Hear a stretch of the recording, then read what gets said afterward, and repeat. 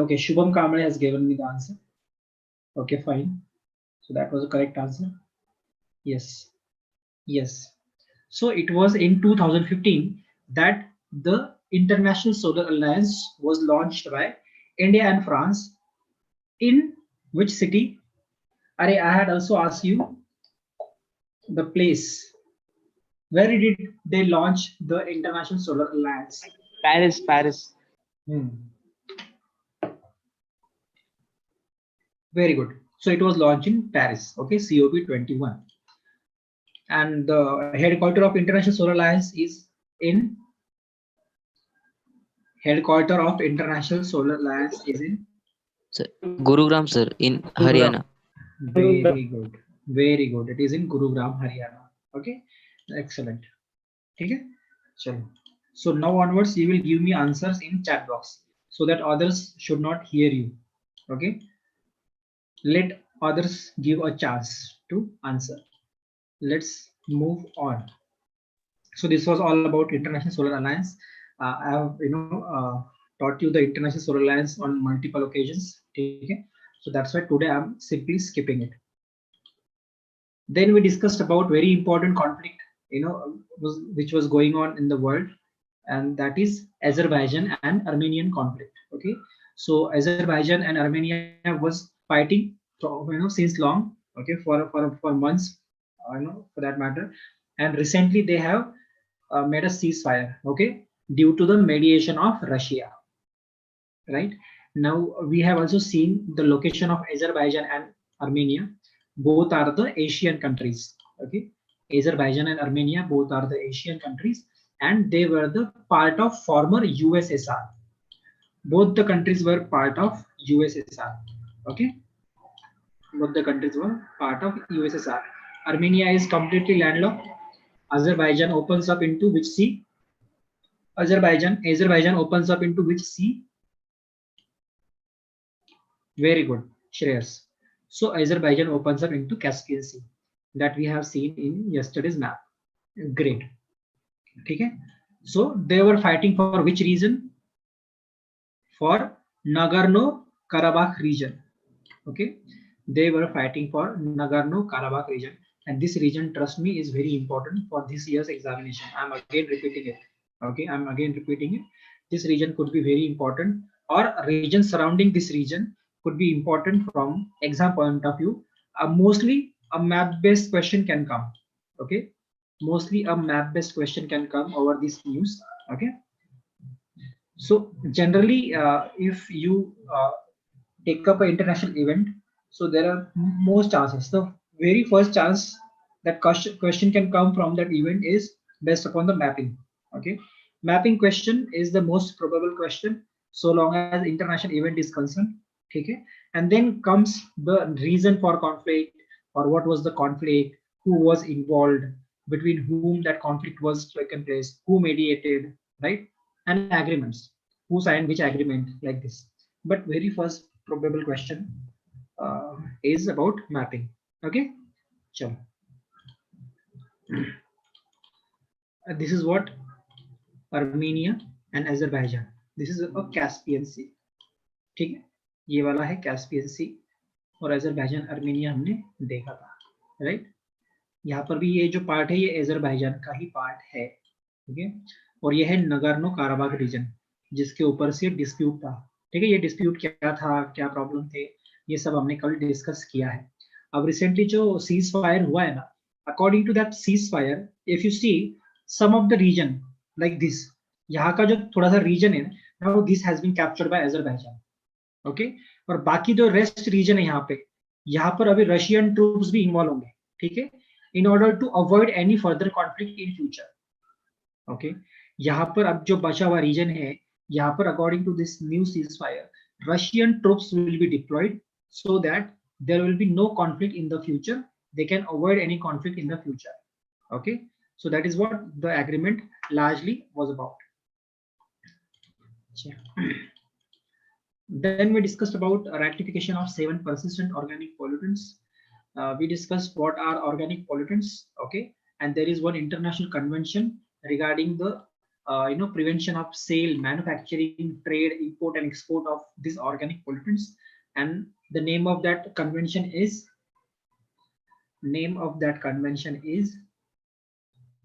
can you tell me the name of the convention? Which convention seeks to curb the production and manufacturing or import export of persistent organic pollutants? Very good. So it is Stockholm Convention. Okay, Stockholm Convention. This is you can see here in front of you only. Okay, chalo.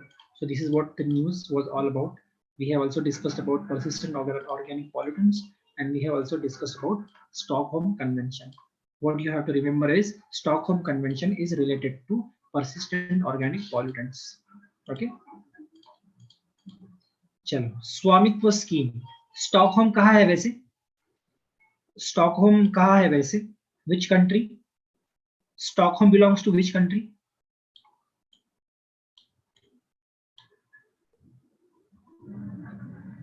No Germany, no France, neither Switzerland. Okay. और कोई? अरे क्या क्या answer दे रहे हो? Stockholm नहीं पता आप लोगों को कहाँ है?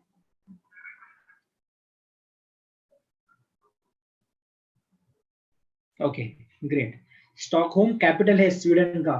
ठीक है, स्टॉकहोम कैपिटल है स्वीडन का. समझ में आया? याद रखना स्वीडन में है स्टॉकहोम. स्वीडन हम देख चुके हैं. ठीक है, स्वीडन देख चुके हैं ना, याद है आपको? It is one of a Scandinavian country.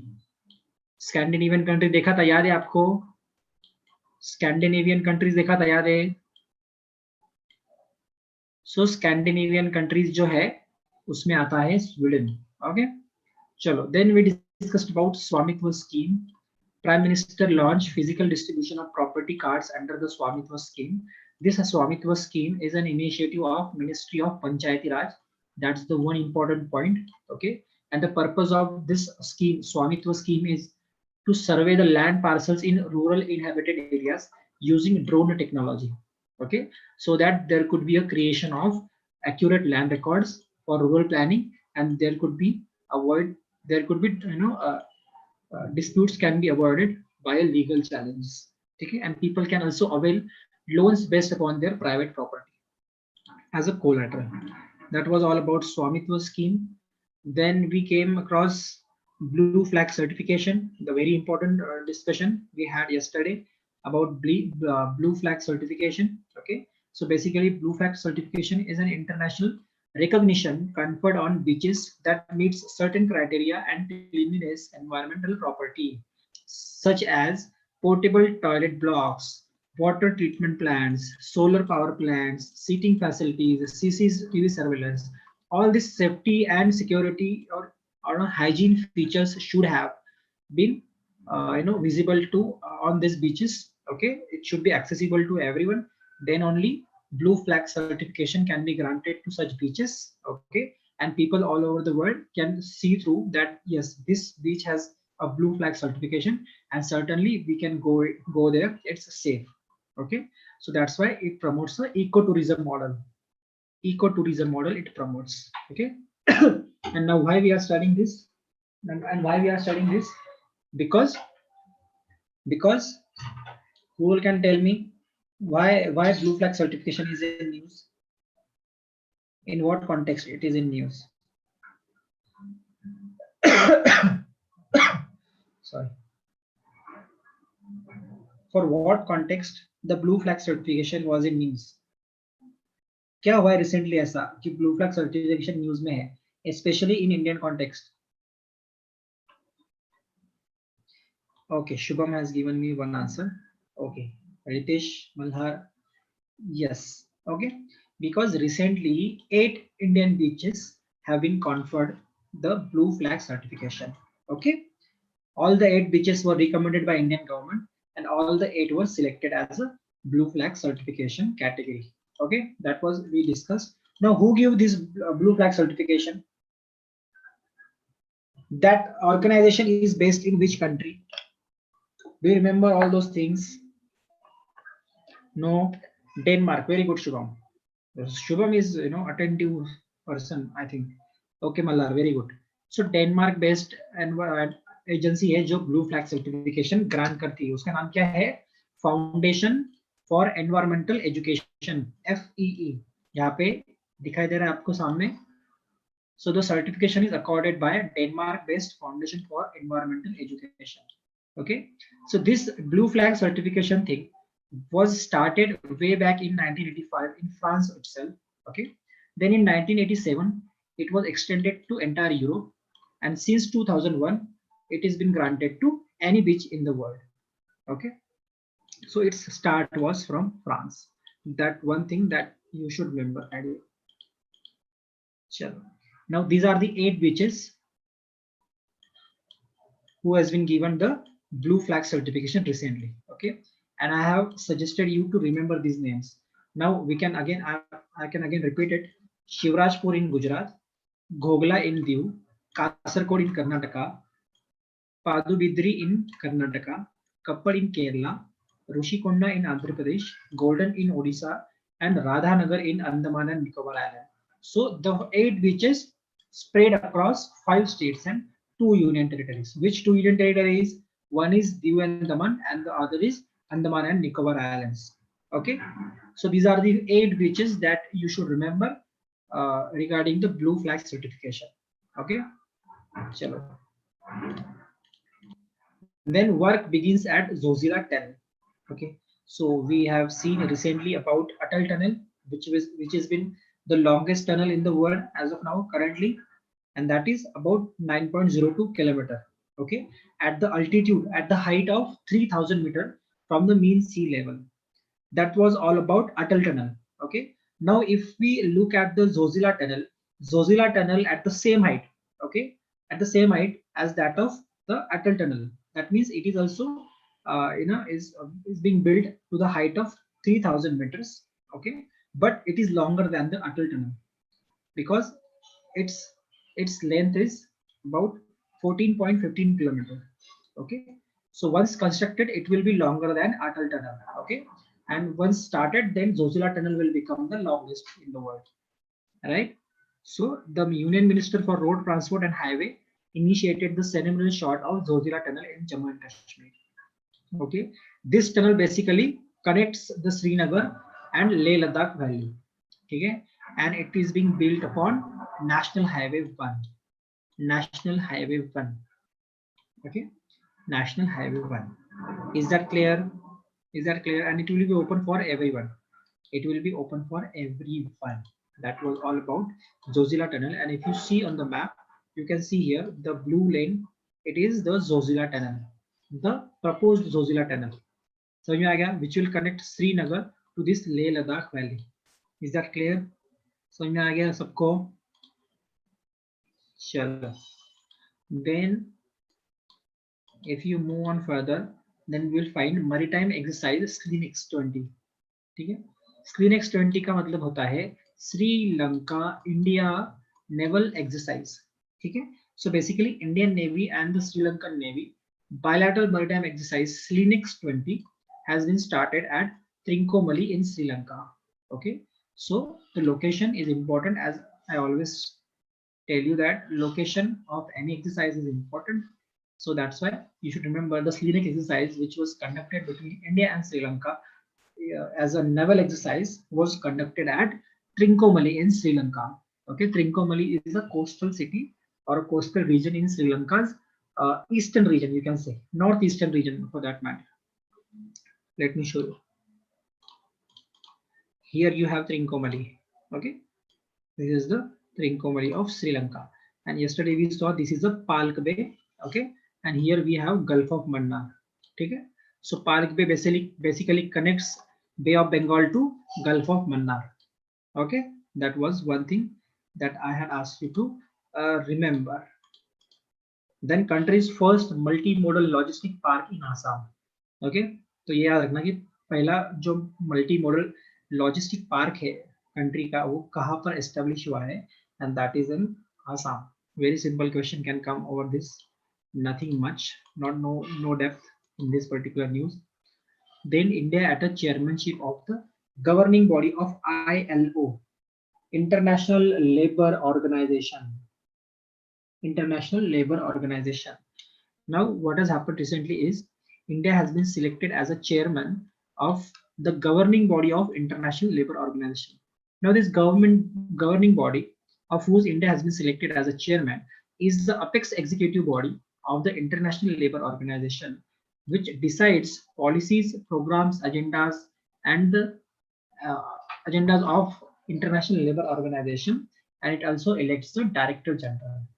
Okay, so the huge decision making body of ILO, where India has been selected as a chairman. So it's a significant move, so long as our India's you know what footprints are concerned in international organizations. Okay, ILO. If you speak about ILO, ILO was founded in 1919. Okay, to promote social justice.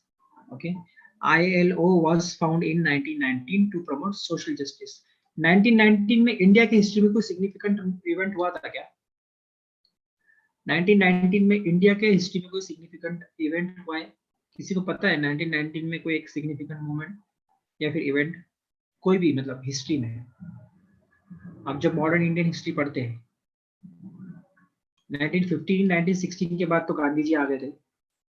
Okay, उनके आने के 2-3 साल में ही 1919 में कुछ हुआ था क्या? Rollout Act, very good Tanmay, that's one excellent effort. Okay, but Rollout Act, I think it was came in 1918 1919. Yes, good. Yes, Jallianwala Bagh, Ajinkya Surve, very good. ठीक है, so Jallianwala Bagh जो हुआ था इंडिया में हुआ था 1919 में, and that was a response to Rollout Act itself. Okay, good, very good. All of you are correct. Great, well tried. चलो, so ILO, International Labour Organization, was founded in 1990 to promote social justice. ठीक है, अगर आपको ILO के बारे में पूछा गया कि कब एस्टेब्लिश किया गया था, अब आपको साल भी नहीं पता हो, मगर आपको ये पता होगा कि हमने जलियनवाला बाग डिस्कस किया था, तो आपको कम से कम उस तरीके से, उस अंदाज से तो हो सकता है आप लॉजिक लगा लो. ठीक है, may be it can help you, that's why I deliberately asked that question. So ILO is responsible for drawing up and overseeing the international labor standards. I have already told you yesterday that ILO is responsible for making strategies, creating labor standards, that how the conditions of labor should be in industries. They should earn minimum wages. Their working conditions should be safe. All these kind of things and standards are set up by the International Labor Organization. And as I told you, it is the only tripartite organization of United Nations. Okay, wherein there are representation of government and the industries, employers and workers. Okay, there is a representation of all the three important stakeholders into the scenario. Okay, and ILO has 187 member states and its headquarters is in Geneva, Switzerland. Is that clear? हाँ रितेश, आज international men's day है. ठीक है, very good. So every year 19 November is celebrated as International Men's Day. Okay, 19 November is celebrated as International Men's Day every year. Chalo, we will come to that later on.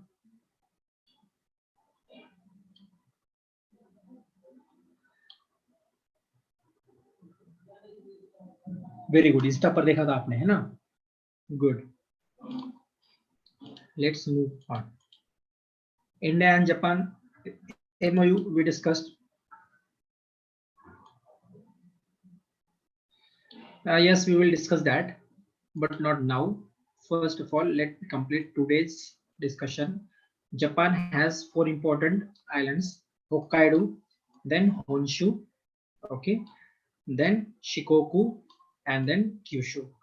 Okay, these are the 4 important islands of Japan. Okay, Hokkaido, Honshu, then Shikoku and Kyushu. जो Japan का capital है Tokyo, ये कहाँ पे आता है? Honshu island में आता है. ठीक है, then if you see North Korea and South Korea here, between Korean peninsula and Japan, there is a sea of Japan जिसको हम ईस्ट सी भी कहते हैं, ओके, ईस्ट सी भी कहते हैं। और ये नीचे ये वाला जो है इसे ईस्ट चाइना सी है यहाँ पे, और इसके नीचे यहाँ पे जो आता है वो साउथ चाइना सी, ठीक है। That was all about the map of Japan and its surroundings. Now world habitat day we discuss, it was celebrated on the 5th October this year on 2020, and theme for 2020 was housing for all, a better urban future. This you should remember. Let's move on then, and let's start afresh. Okay, and today we are going to start with this Sitwe Port news. Now Sitwe Port is very significant from your exam point of view. Why? Because a map based question is most probable on Sitwe Port, because Sittwe port के operationalisation के ऊपर अभी recently Myanmar और India में agreement हुआ है, ठीक है।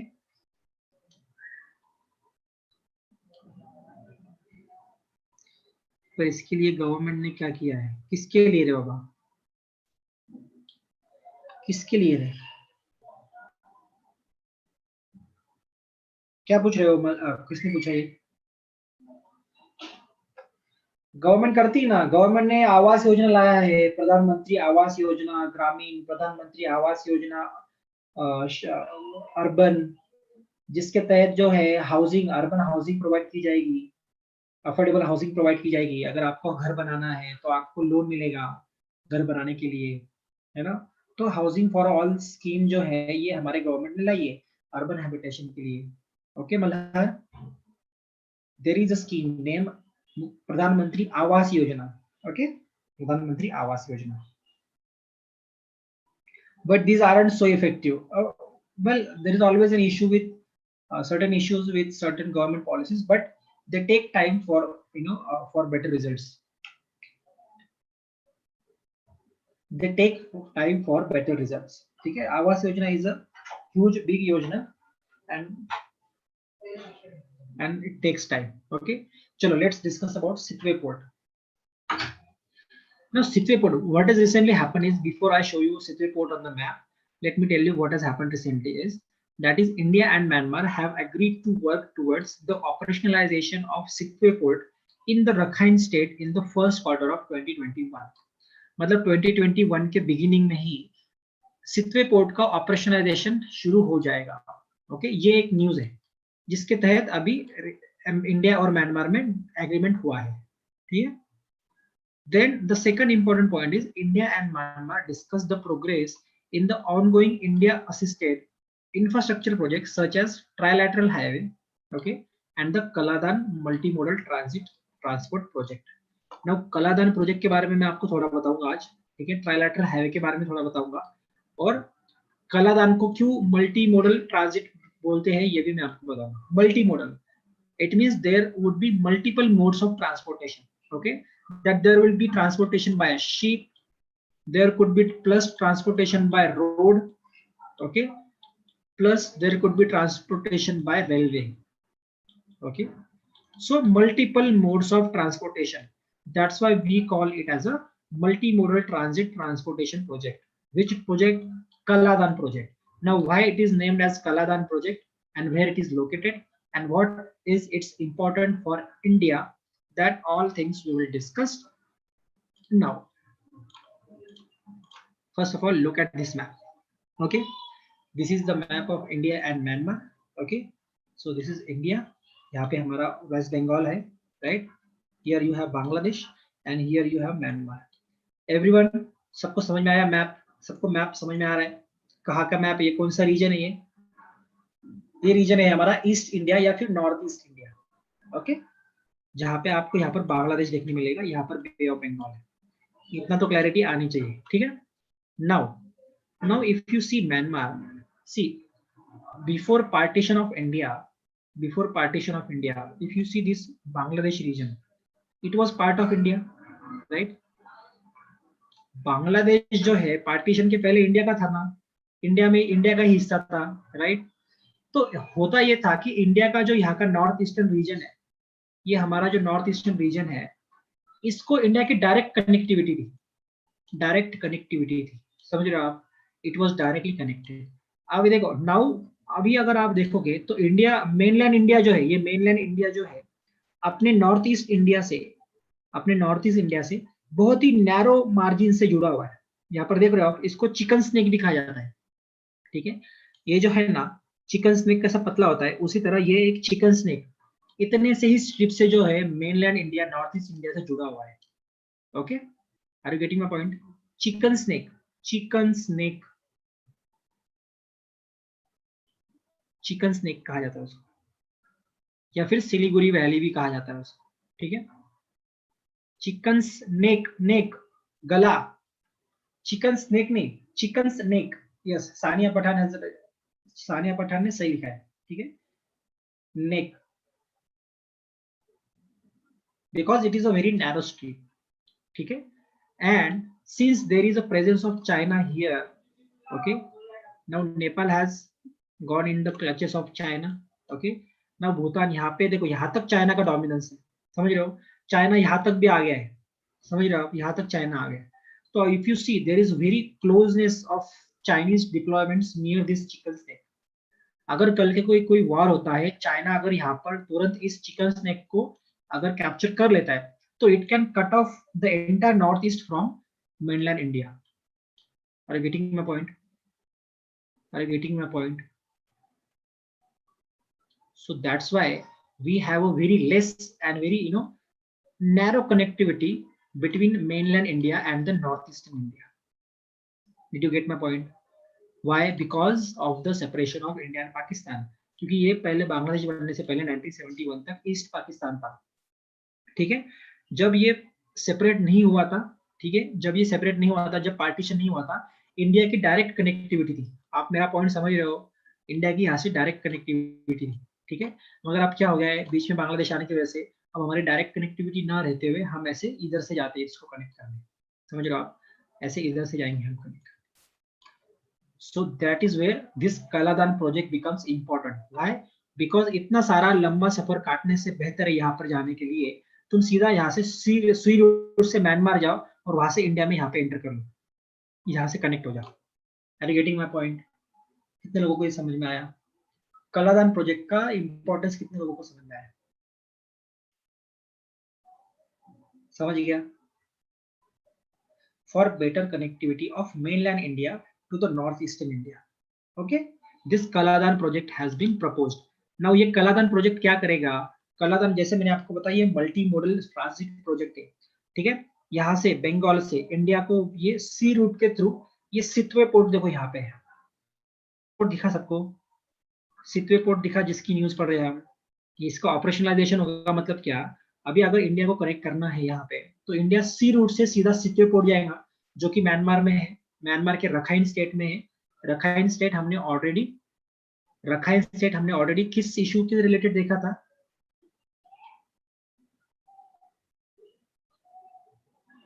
रखाइन स्टेट जो है म्यांमार का यहाँ का, हमने किस इशू के रिलेटेड देखा था? किसी को याद है?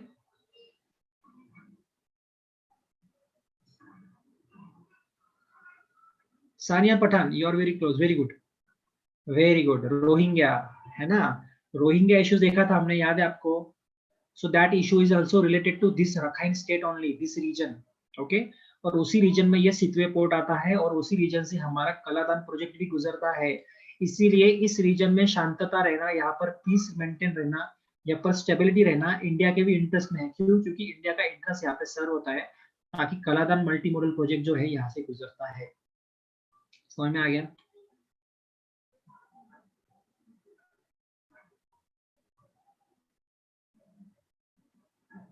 सर बे ऑफ बंगाल किसके अंडर आता है? इंडिया। अरे वो इंटरनेशनल लॉज जो है, UN clause, UN clause, united nation convention on the law of the seas, UNCLOS. ठीक है, ये यूनाइटेड नेशन का एक कन्वेंशन है सीज को लेकर, कि बाबा 200 नॉटिकल माइल्स फ्रॉम द सी शोर, ये कोई भी बे ऑफ बंगाल हो या कुछ भी हो, ये आपके अंडर आएगा। उसके आगे जो भी रहेगा वो आपका नहीं, वो इंटरनेशनल वाटर बन जाता है। तो वैसे ही बंगाल का यहाँ तक आएगा, इंडिया का यहाँ तक आएगा, इसके बाद जो आएगा वो किसी का नहीं। समझ में आ गया? वो ऑल ओवर द वर्ल्ड का होगा, वो उसको हम ओपन सीज भी कहते हैं।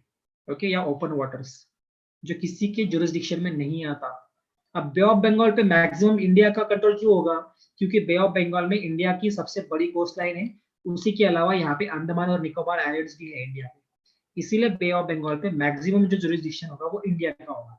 हावेवर उस पे बांग्लादेश का भी थोड़ा हिस्सा होगा, म्यांमार का भी होगा, ठीक है, according to their coast line. That's a international rule under United Nation. Okay, चलो, that's all together different issue, but अभी आप यहाँ पे ध्यान दो, कलादान मल्टी मॉडल प्रोजेक्ट को समझो, ठीक है। सो यहाँ से थ्रू शिप ओशन रूट यहाँ पे हम सितवे पोर्ट पे जाएंगे, ठीक है। सितवे पोर्ट से यहाँ पे अगर आप देखोगे, ये एक रिवर है, ठीक है, ये एक रिवर है जिसका नाम है कलादान रिवर, ठीक है। कलादान रिवर से हम शिप से जाएंगे, यहाँ पर रेलवे लाइंस भी होंगी, ठीक है, शिप रेलवे लाइंस, फिर उसके बाद रोड लाइंस होंगी थोड़ी सी, फिर उसके बाद अगेन रोड लाइंस, ठीक है। तो मतलब शिप इस्तेमाल हो रही है, रोड ट्रांसपोर्ट के जो ट्रक्स वगैरह जो होंगे वो इस्तेमाल हो रही है, और यहाँ पर रेलवेज भी इस्तेमाल हो रही है, समझ रहे हैं? इसलिए हम इसको बोलेंगे कलादान मल्टी मॉडल प्रोजेक्ट। और इसका नाम कलादान क्यों है? क्योंकि यहाँ पे एक रिवर है म्यांमार में जिसका नाम कलादान है, जिस रिवर से थ्रू ये जाने वाला है, इसीलिए इसको कलादान प्रोजेक्ट बोला गया है। Everyone, is it clear to everyone now the significance of the project, where it is located, why it has been named as Kaladan? Every question का आंसर आपको अभी है आपके पास? Are you with me? Everyone, please, I need your response. I need your response here so that I can move on quickly, right?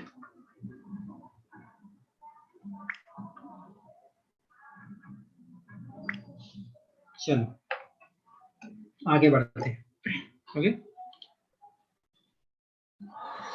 तो news में जो था Sittwe port ये यहाँ पे, तो आपको अगर कोई पूछा जाता है कि सितवे पोर्ट कौन सी कंट्री से बिलोंग करता है, जो कि पूछा जा भी सकता है, ठीक है, क्योंकि इंडिया का उसमें इंटरेस्ट है और इंडिया के साथ वो एक डील है म्यांमार।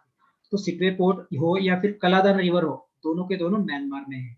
याद रहेगा, याद रहेगा, इस इमेज से तो अच्छे से वो क्लियर हो गया, ठीक है। और दूसरी एक बात यहाँ पर जो की गई थी इस न्यूज में, ठीक है, यहाँ पर और क्या मेंशन है इस न्यूज में, यहाँ पे मेंशन क्या है, ट्रायलैटरल हाईवे की बात हो रही है, ठीक है। अब ट्रायलैटरल हाईवे, ट्राई है, इसका मतलब 3 कंट्रीज का इन्वॉल्वमेंट होना चाहिए इसमें, ठीक है। अगर आपको कल पूछा जाता है कि ट्रायलैटरल हाईवे जो है ये कौन से 3 कंट्रीज के बीच में है, तो ये प्रोजेक्ट है इंडिया का, म्यांमार का और थाईलैंड का, ठीक है। ये इंडिया का एक एम्बिशियस प्रोजेक्ट है जिसके थ्रू इंडिया, म्यांमार और थाईलैंड ट्रायलैटरल हाईवे बनेगा, ठीक है, जिससे इंडिया थाईलैंड को कनेक्ट करे और फिर यहाँ के जितने भी साउथ ईस्ट एशियन कंट्रीज है, ठीक है, फिर उसके बाद फिर वो सिंगापुर हो, मलेशिया हो, लेओस हो, कंबोडिया हो, सबको इंडिया की कनेक्टिविटी बढ़ जाएगी, समझ रहे हो आप? उसको बोल रहे हैं हम ट्रायलैटरल हाईवे प्रोजेक्ट, ठीक है, समझ में आ गया? ट्रायलैटरल हाईवे प्रोजेक्ट किस किस के बीच में है? इंडिया, म्यांमार और थाईलैंड, याद रहेगा। मगर ये प्रोजेक्ट बहुत दिन से चल रहा है, ठीक है। इस प्रोजेक्ट में जो ब्रिजेस बनाए गए, जो रोड बनाए गए, वो काफी खराब क्वालिटी के बनाए गए हैं और उनकी स्टेट कुछ कंडीशन कुछ अच्छी है नहीं, ठीक है। तो प्रोजेक्ट धीमा भी चल रहा है। So there are concerns about this trilateral highway. India का जो परफॉर्मेंस है, अब इंडिया असिस्टेड प्रोजेक्ट होने की वजह से इंडिया की इमेज को भी ये हैम्पर करता है, ठीक है, कि इंडिया अगर किसी कंट्री के साथ ऐसे ऐसे एग्रीमेंट्स में आता है तो इंडिया अपना काम जो है उतना प्रॉम्प्टली, टाइम बाउंड मैनर में या क्वालिटी में दे रहा है या नहीं दे रहा है, इस पर सवाल उठते हैं। फिर इससे एक इमेज खराब हो जाती है फिर बाकी कंट्रीज में, ठीक है। और फिर ऐसे टाइम फिर चाइना एंट्री कर लेता है, चाइना जल्दी से जल्दी ज्यादा इन्वेस्टमेंट करके प्रोजेक्ट बना लेता है, समझ रहे हो? तो दिस इमेज, जो इमेज खराब हो रही है इंडिया के ऐसे में, यहाँ पर इंडिया को ध्यान देने की जरूरत है, ठीक है। जो भी हम इंटरनेशनल एग्रीमेंट्स करते हैं उन एग्रीमेंट्स में हमने बढ़ चढ़कर हिस्सा लेकर टाइम बाउंड मैनर में वो सारे प्रोजेक्ट्स को कंप्लीट करना चाहिए विथ क्वालिटी। समझ में आ गया? चलो, so this was all about India, Myanmar, Thailand trilateral highway, Kaladan project and Sitwe port. I hope every one of you now has the information about all these things. Chalo, let's move on to the next topic, and that is supersonic missile assisted release of torpedo system, that is smart system. Smart का full form क्या है? As you can see on the screen, supersonic missile assisted release of torpedo.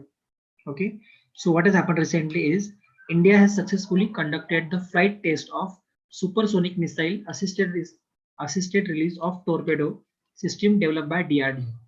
सबसे पहले तो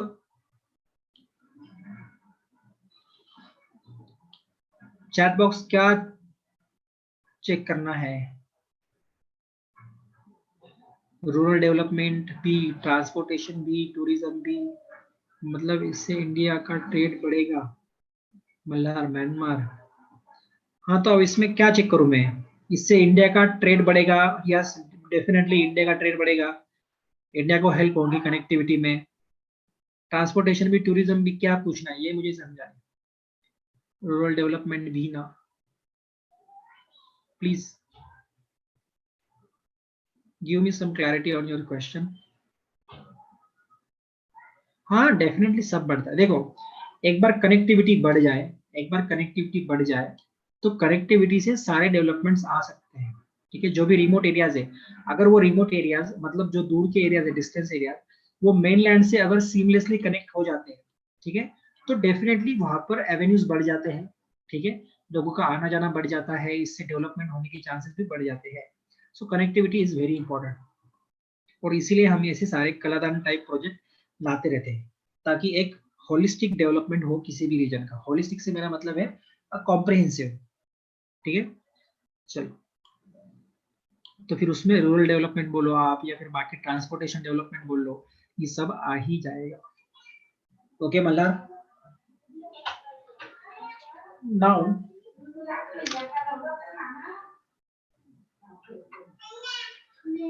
let's move on to the next news, that is supersonic assisted missile release of torpedo, that is smart system.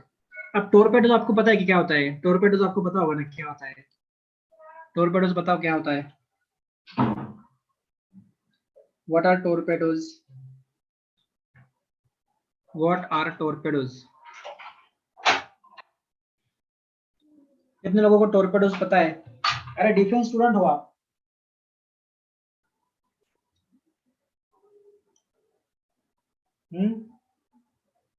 क्यों chat box पिछले 2-3 दिन से इतना इतना शांत क्यों हो गए? दिवाली के बाद आप लोग शांत हो गए क्या?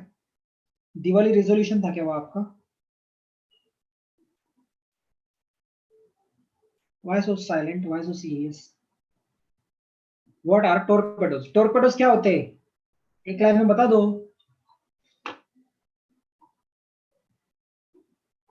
यस यस, ओके ओके, आपने तो काफी सारे आंसर दिए, मेरा ही चैट बॉक्स नीचे नहीं आ रहा था। Okay okay, so it is under water missile, very good, है ना? अंडर वाटर मिसाइल, सबमरीन से जो मिसाइल्स लॉन्च करते हैं, वेरी गुड। ठीक है, सो बेसिकली टॉर्पेडो सबको मालूम है। टॉर्पेडोज क्या होता है? Torpedoes are under water missiles, you know, mostly fired by the submarines. आप देखो यहाँ पर स्क्रीन पे, आप जिसने नहीं देखा है देख लो, ये जो आपको दिख रहा है ये है सबमरीन एक, है ना? ये सबमरीन से फायर किया गया एक मिसाइल है under water, in order to destroy the you know enemy submarines, okay, या फिर एनिमी मिसाइल और व्हाटएवर इट इज। तो ये है torpedoes. You know what has happened recently is, ये टॉर्पेडोज की एक्यूरेसी बढ़ाने के लिए, इसकी स्पीड बढ़ाने के लिए, इसकी रेंज बढ़ाने के लिए क्या किया गया है? क्या किया गया है कि इसको जो है असिस्टेंट दिया गया है सुपरसोनिक मिसाइल का। ठीक है, सुपरसोनिक मतलब क्या होता है? सुपरसोनिक आपको पता होगा कि इसका स्पीड बढ़ जाएगा। सुपरसोनिक इसका मतलब क्या है? इसका speed 2 to 3 times of the speed of the sound हो जाएगा। समझ रहे हो?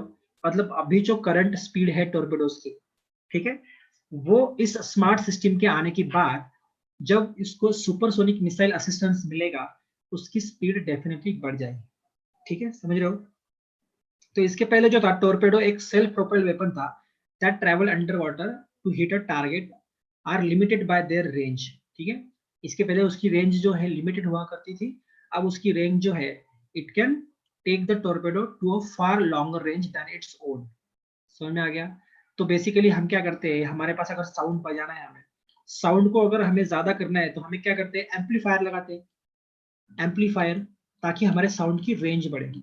तो आप समझ लो ये जो स्मार्ट सिस्टम है ये वर्क करेगा, जो सुपरसोनिक मिसाइल असिस्टेंस को दिया जा रहा है, that will work as an amplifier for torpedoes so that its range could be increased.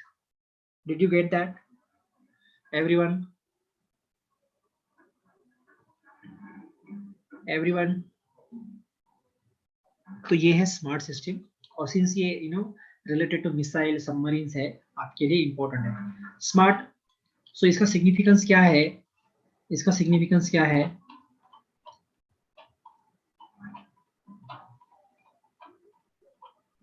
Yes, इसका सिग्निफिकेंस क्या है? Smart is a game changing technology demonstration in anti submarine warfare, है ना? अगर एंटी सबमरीन वॉरफेयर होता है, ठीक है, तो ऐसे में ये स्मार्ट सिस्टम जो है हमारा गेम चेंजर हो सकता है, ठीक है। It is crucial in light of China's growing influence in the Indian ocean region, है ना? इंडियन ओशन रीजन में अगर आप देखोगे तो जहां तक नेवी की बात है, चाइना अपनी नेवल जो स्ट्रेंथ है वो इंडियन ओशन रीजन में बढ़ाते जा रहा है। ऐसे में हमें हमारी नेवी को स्ट्रांग अगर करना है तो हमें ऐसे सिस्टम्स को डेवलप करना जरूरी है, और इसीलिए ऐसे डेवलपमेंट जो है ये क्रूशियल है हमारे लिए, समझ रहे हो? So that is what the significance is of smart system. चलो, international day of girl child, international day of girl child. Yes, China is very strong when it comes to its navy. Okay, China has a large naval presence. Okay, and it has many submarines. Okay, much more than what India has. Anyway, so International Day of the Girl Child. That is what our next news is all about. So now International Day of Girl Child is celebrated annually on 11th October. On 11th October, याद रहेगी date, सबसे पहले तो date याद रखना जरूरी है। Now its aim is to promote girls' empowerment and fulfillment of their human rights, while also highlighting the challenges that girls all over the world face. Now, can you enlist some of the challenges that girls face in their life? You can give me, challenges or problems faced by girls in, aware, familiar to you, that how you can see, like, according to you, what challenges the girls face in India or maybe in your household. You can give your own examples as well, no problem, or from your own experiences. Can you name some challenges or problems that girls face in India today?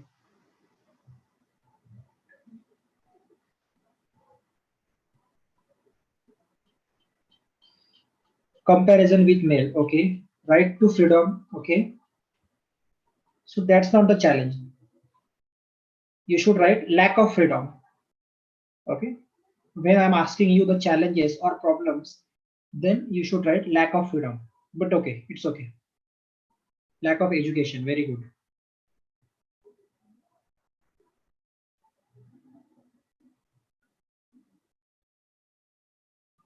No one supports him or her.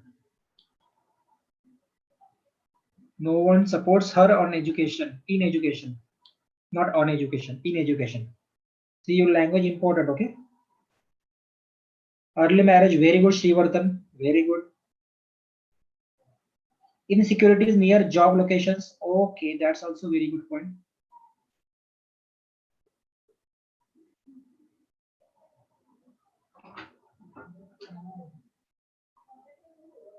But now this sati practice, dowry, insecurity of job locations, that is about female thing.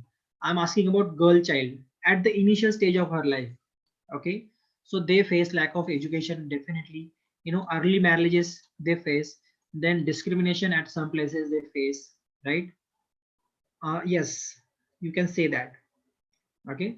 So this kind of challenges is been highlighted when we celebrate the International Day of Girl Child, and we strive towards empowering the girl and fulfillment of their human rights, okay. We have to make sure that they are also a human being, and we should not violate any of their right, okay. They deserve the same place as what we deserve as a male member of our family. That is what we should be aware of, and we should strive for the empowerment and fulfillment of the human rights of a girl child in our family. Is that clear? So this kind of awareness spreading has been done through the International Day of Girl Child. Is that clear? Yes, that is also one thing. So this day was launched in 2012 by United Nations General Assembly. Again, most of the days of this kind are launched by United Nations General Assembly only. And likewise, the International Day of Girl Child is also launched by the United Nations General Assembly. Sir, most probably, sir, no equality in family and society. Okay.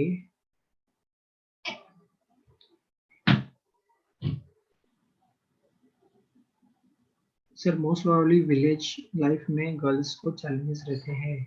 Okay good very good. ठीक है. So you are most of you are aware of the challenges faced by a girl child.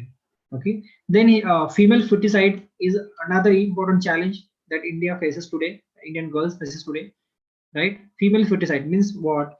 Sex selection, sex dissection. आप पहले ही देख लेते हो sonography में कि बच्चा होने वाला है या लड़की.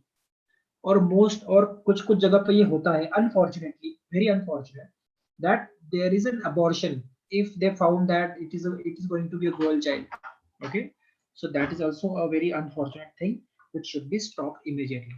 Okay, so that is also one problem regarding girls. Yes, and the theme for 2020 is my voice, our equal future. This was the theme of International Day of Girl Child 2020, and this you must remember. See, days of this kind are very important, okay, which is social in nature, which are social in nature. The days of this kind, which are social in nature, are very important from your exam point of view. Okay, समझ में आ गया. इसीलिए इसका date याद रखना 11 अक्टूबर और इसका थीम बहुत इंपॉर्टेंट है, my voice our equal future. And the day was launched in 2012 by the United Nations General Assembly. Okay, especially in North India. Okay, very good. So that happens. It has been, due to awareness, these practices has come down, but it has not finished yet. Okay, अब तक खत्म नहीं हुआ है. भले ही थोड़ा कम हो गया होगा, मगर खत्म तो नहीं हुआ है. Let's move on to the next discussion point, and that is Kerala became the first digital state in public education. Okay, Kerala became the first digital state in public education. This is what you have to remember. Now the Kerala Chief Minister Pinarayi Vijayan has declared that the state public education sector completely digital, as Kerala has become the first state in the country to have high tech classrooms in all its public schools. ठीक है, मतलब जितने भी government schools है, according to the Kerala chief minister, जितने भी government या फिर पब्लिक स्कूल्स है केरला में, they have become the high tech classrooms. Okay, high technology use मतलब डिजिटल बोर्ड्स वगैरह वगैरह जितना भी है ना, तो ये सारा टेक्नोलॉजिकल क्लासेस यहाँ पर अभी चालू हो चुके हैं. इसीलिए they are claiming that Kerala become the first digital state in public education. समझ में आ गया? So remember this fact and let's move on. My Ganga, My Dolphin campaign. Next is My Ganga, My Dolphin campaign. Now the National Mission for Clean Ganga. अब ये national mission for clean Ganga की मैं बात कर रहा हूँ, इसका मतलब मैं बात कर रहा हूँ नमामि गंगे की. Okay, national mission for clean Ganga, the wild life institute of India which is based in Dehradun and the forest department, all these departments together have launched the My Ganga, My Dolphin campaign. If you remember, we have already discussed about Gangetic dolphin. Okay, so if you remember, we have already discussed about a Gangetic dolphin. Okay,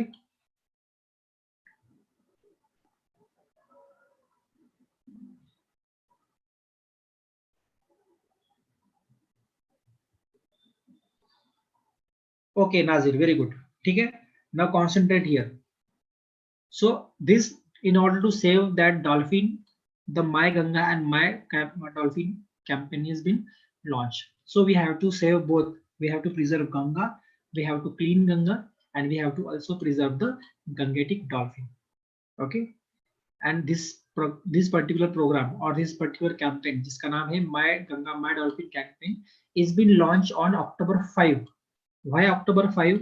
Because October 5 is observed as a Ganga River Dolphin Day. Okay, because October 5 is celebrated as Ganga River Dolphin Day, and that's why this My Ganga My Dolphin campaign is being launched on October 5. Is that clear? The dolphin-based ecotourism program was launched at various sites along the river Ganga.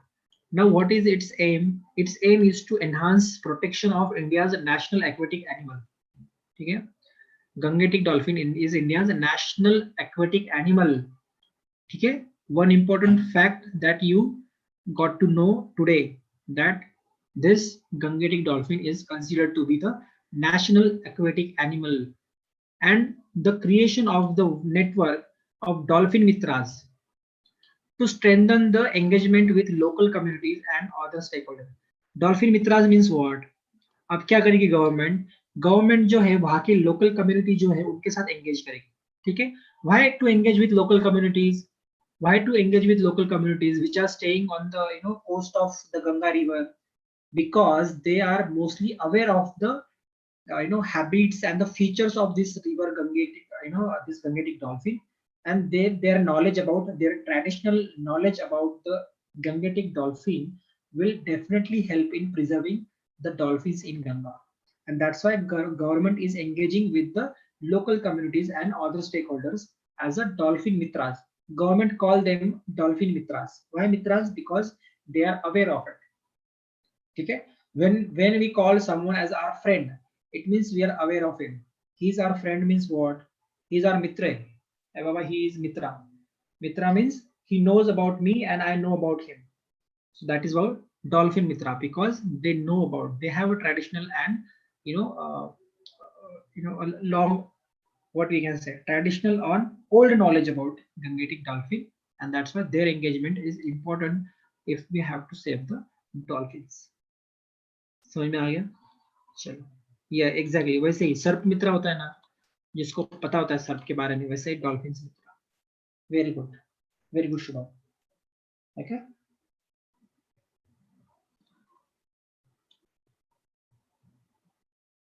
sir, in lockdown the Gangetic dolphins have came out.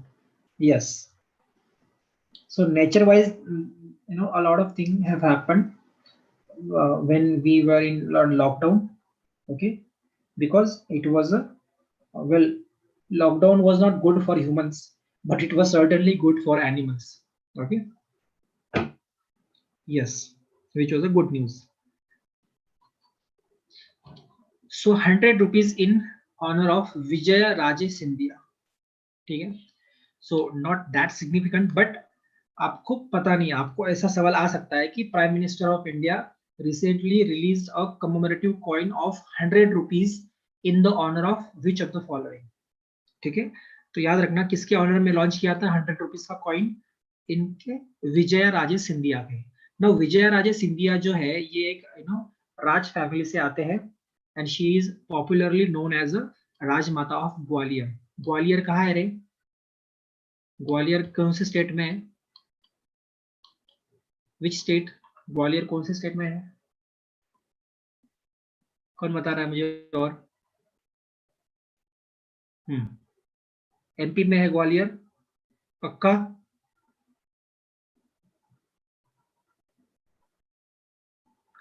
Yes, so Rajmata of Gwalior कहा जाता था. ठीक है. अब ये जो विजय राजे सिंधिया जो है, इनकी जो डॉटर है, आपने वसुंधरा राजे के बारे में सुना है? She was a former chief minister of Rajasthan. ठीक है. अभी जो अशोक गहलोत चीफ मिनिस्टर है राजस्थान के, उनके पहले कौन चीफ मिनिस्टर था? वसुंधरा राजे चीफ मिनिस्टर थी. And Vasundhara Raje is daughter of Vijay Raje Scindia.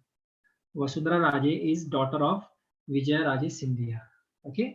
And जो ज्योतिरादित्य सिंधिया है, जिसके बारे में भी आपने सुना होगा, okay, he is a grandson of Vijay Raje Scindia. Is that clear? समझ में आ गया? And both are active politicians. चलो, रुद्राम मिसाइल. ठीक है. Let's discuss about Rudram missile. This is our next important point of discussion. Now Rudram missile India's first indigenous anti-radiation missile Rudram was successfully flight tested from a Sukhoi 30 MKI jet.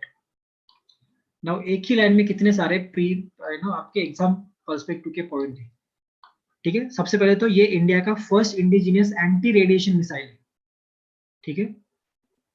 So which of the following is India's first indigenous anti radiation missile, ऐसा एक simple question बन जाता है, ठीक है। Which of the following is India's first indigenous anti radiation missile, okay. सबसे पहला point तो ये बन गया कि आपको एग्जाम पॉइंट ऑफ व्यू से आ सकता है। Now it was flight tested from which of the following jet? So it was flight tested on Sukhoi Sukhoi 30 MKI jet. The second question का ये आंसर है, समझ में आ गया। या फिर थर्ड क्वेश्चन ऐसा आ सकता है कि जो रुद्राम मिसाइल है, आपको क्वेश्चन में रुद्राम मिसाइल का मेंशनिंग होगा, रुद्राम मिसाइल ये पर्टिकुलरली क्या है, ठीक है।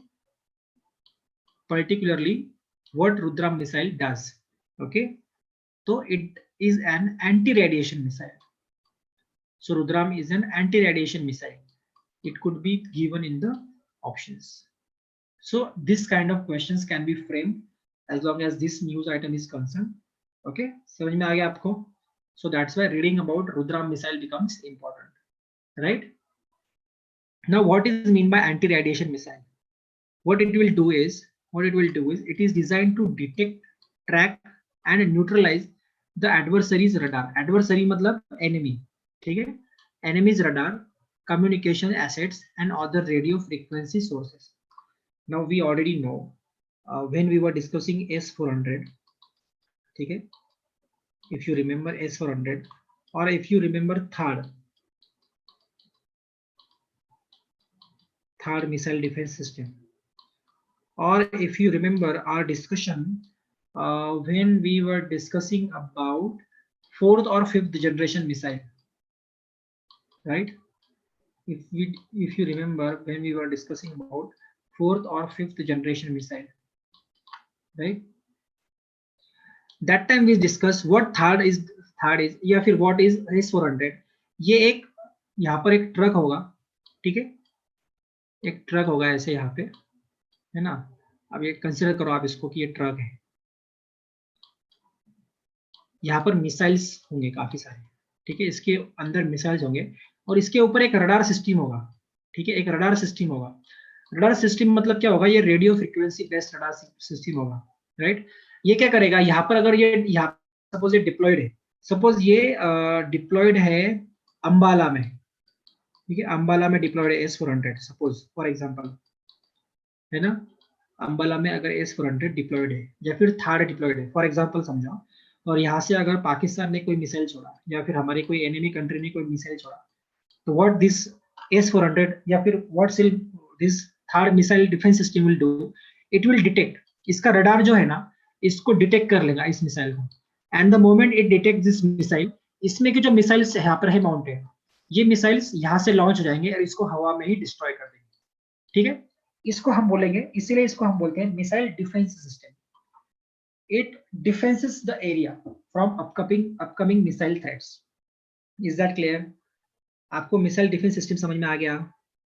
जो S400 उसका एग्जांपल है, थर्ड उसका एग्जांपल है, राइट। समझ में आ रहा है क्या बच्चों?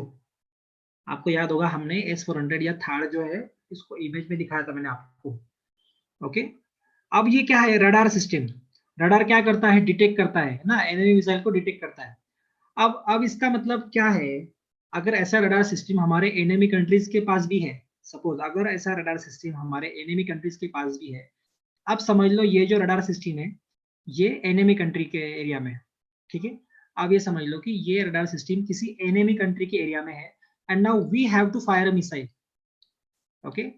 Now what this radar will do, it can detect our missile, okay, and it can destroy our missile in air itself. So now in order to avoid such kind of challenges for our missiles, we have come up with this Rudram missile. Now Rudram missile, what Rudram will do, Rudram के अंदर भी एक अलग ही detection system होगा, ठीक है, computerise system होगा जो इन रडार्स को डिटेक्ट करेगा पहले तो, ठीक है। हम किसी मिसाइल को छोड़ने से पहले हम रुद्राम को, ताकि वो रुद्राम इस रडार सिस्टम को ही पहले डिटेक्ट कर ले और इसको डिस्ट्रॉय कर दे। ठीक है, तो यहाँ पे कोई रडार सिस्टम अब नहीं रहेगा और हम इसके बाद हमारे मिसाइल्स यहाँ पे फायर कर सकते हैं। Are you getting my point everyone? सबको ये सिनेरियो समझा या नहीं समझा, चमका या नहीं चमका? एवरीवन, रुद्राम का इंपॉर्टेंस समझा क्या आपको? अरे क्यों इतने कम आंसर्स आते हैं? कम से कम समझा या नहीं समझा तो बोल दिया करो। I have explain with an example. ठीक है,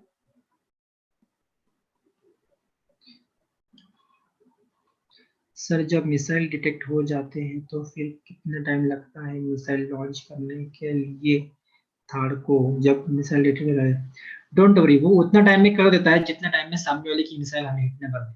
अब वो टाइम नहीं बता सकते, ठीक है, टाइम नहीं बता सकते, रेंज बता सकते कि कितने रेंज तक वो डिटेक्ट कर लेगा। ठीक है, टाइम नहीं बता सकते। अप्रोक्सीमेटली आप ऐसे समझ लो कि जैसे ही डिटेक्ट हो जाता है तुरंत तुरंत वो अपना जो डिफेंस ये अपनी मिसाइल है वो लॉन्च कर देगा। ठीक है, इन seconds, in a fraction of seconds, once it detects a missile incoming threat, it can immediately shoot its own missile in order to neutralize the incoming threat. Okay, Ajinkya क्या कह रहे हैं? सर मेरा क्वेश्चन देखिए, किधर है अजिंक्य का क्वेश्चन? अजिंक्य का क्वेश्चन काफी पीछे चला गया शायद।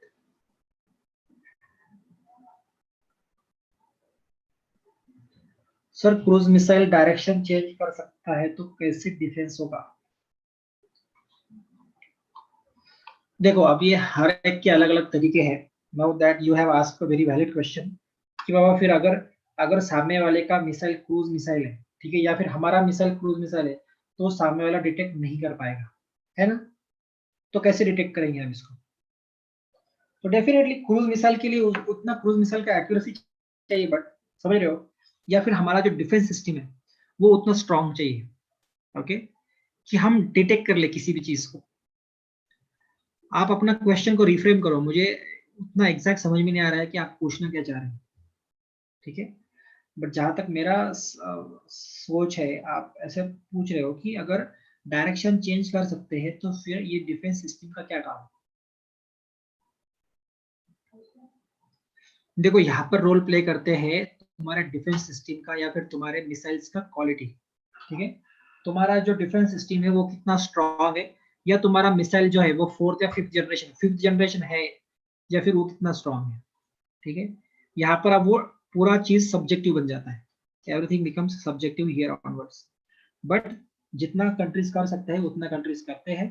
ठीक है, ताकि वो ऐसे सारे जो उनका डिफेंस सिस्टम है सामने वाले कंट्री का वो न्यूट्रलाइज कर सके, या फिर हमारा जो डिफेंस सिस्टम है वो इतना स्ट्रांग हो कि आने वाली थ्रेट कितना भी स्ट्रांग हो उसको हम डिटेक्ट कर सके। So all this things, okay sir. Both third and S-400 are not originally from India ना? हाँ, definitely they are not originally from India. Third is an American product, whereas S-400 is a Russian product. Okay, Third is an American product, whereas S-400 is a Russian product. Did you get that? समझ में आ गया सबको?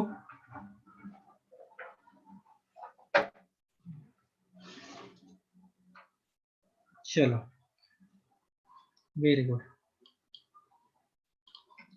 Let's move on. So Rudram is basically air to surface missile. It is designed and developed by Defense Research and Development Organization, that is DRDO. रुद्राम को किसने develop किया, ऐसा भी सवाल आ सकता है। ओके, रुद्राम को किसने डेवलप किया, ऐसा भी सवाल आ सकता है। So in that case you remember that it was developed by DRDO। Okay, Rudram नाम क्यों रखा है, तो उसके भी मैंने वजह दिए है कि उसमें आर्म आता है। ठीक है, the acronym for anti radiation missile, right. और उसके बाद the word in Sanskrit describes a removal of sorrows. Rudram जो संस्कृत वर्ड है उसका मीनिंग होता है रिमूवल ऑफ सॉरोज। सो ये भी इसका एक मीनिंग है। ठीक है, तो ये दो मीनिंग है इसके, क्यों रुद्राम रखा गया है। Is that clear? और इसका सिग्निफिकेंस क्या होगा, that I have already told you. that it will enhance IF's suppression of enemy air defense capability. ठीक है, एनिमी का जो एयर डिफेंस सिस्टम होगा उसकी कैपेसिटी के वो या उसकी कैपेबिलिटी को ये सप्रेस करेगा, ठीक है, क्योंकि वो जो डिफेंस सिस्टम है एनिमी का वो ऑलरेडी डिटेक्ट या फिर न्यूट्रलाइज हो चुका होगा through Rudram. Anti radiation missiles are used mainly in the initial part of air conflict to strike at the air defense assets of the enemy. मैंने जैसे कहा आपको कि ये initial part of the air conflict होगा, पहले मतलब हम हमारे नॉर्मल मिसाइल लॉन्च करने से पहले रुद्राम को लॉन्च करेंगे ताकि उनका एयर डिफेंस सिस्टम न्यूट्रलाइज हो जाए, और फिर हम जो मिसाइल भेजेंगे बाद में जो भेजेंगे वो डिटेक्ट ना हो, ठीक है. सो इसीलिए ये initial part of air conflict होगा, कौन सा, रुद्राम. So it would be a strategy first of all.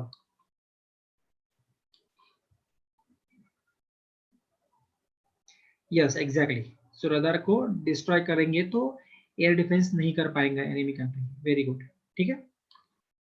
In later parts, it will lead to higher survivability to a country's own aircraft. चलो समझ में आ गया. इससे हमारे जो own aircraft है इनका survivability बढ़ेगा. Okay, because they won't be they will no longer be detected and destroyed. Chalo, I hope it was clear to everyone. Let's move on to the next, that is final user trial of Nag anti-tank missile. Okay, now we will come to the Nag anti-tank missile. अब ये एक नई और एक जो है development है. Now what has happened recently is DRDO जो है हमारा, it has executed its the final user trial of third generation anti-tank guided missile, that is NAG. ठीक है, नाग जो है एंटी टैंक मिसाइल, मतलब क्या, it can shoot from our side and it can destroy the tanks of the enemy country. Okay, so that is why anti tank Nag जो है एक anti tank missile है, ठीक है, and it is a third generation missile. So it was launch from Nag missile carrier Namika.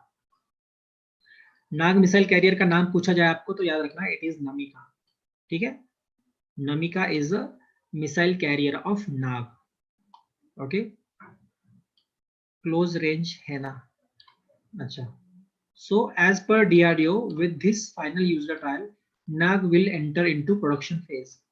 So let's discuss a bit about NAG, that it is also called Prospina.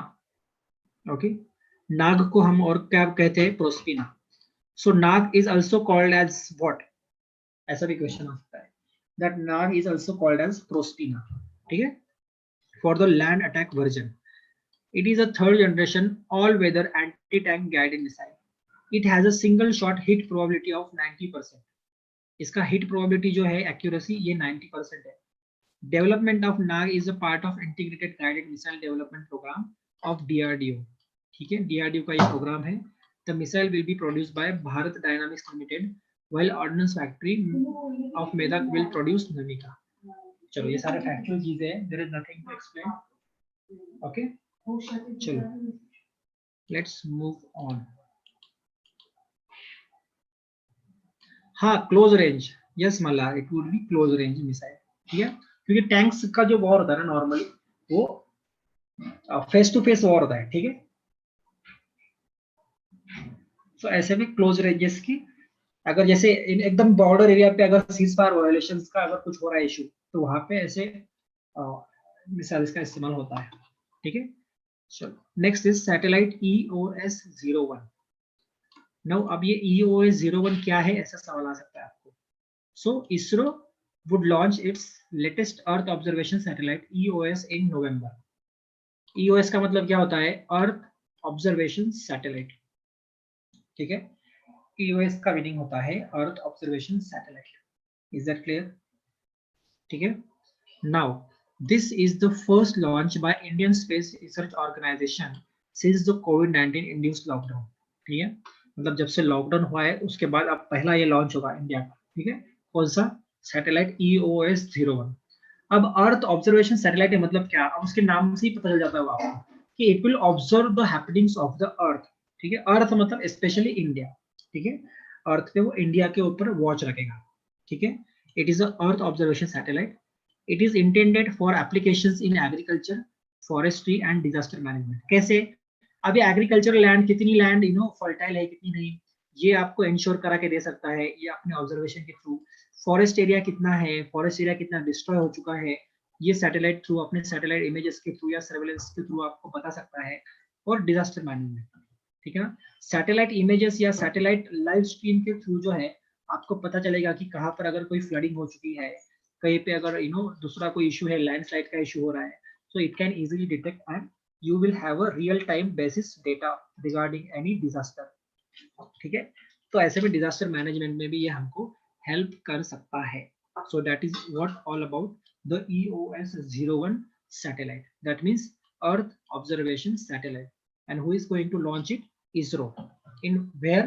In November 2020. It means in this coming month, in this ongoing month, it will be launched by, it will be launched with PSLV. What is the full form of PSLV?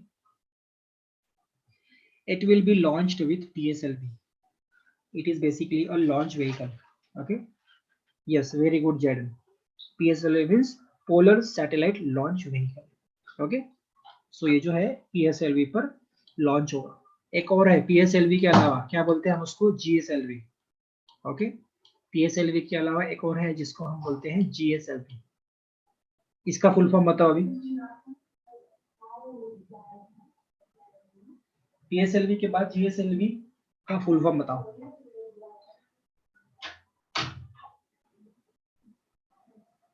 Okay, very good. Okay okay okay, geosynchronous launch vehicle. Okay, चलो आगे बढ़ते हैं। Zircon है ना, उस दिन हम इसकी बात कर रहे थे, याद है आपको जिरकॉन की? किसी ने मेंशन किया था जिरकॉन, है ना, जब हम हाइपरसोनिक एंटी शिप मिसाइल की बात कर रहे थे। when you were talking about hypersonic anti-ship missile, there somebody had mentioned this zircon missile, ठीक है।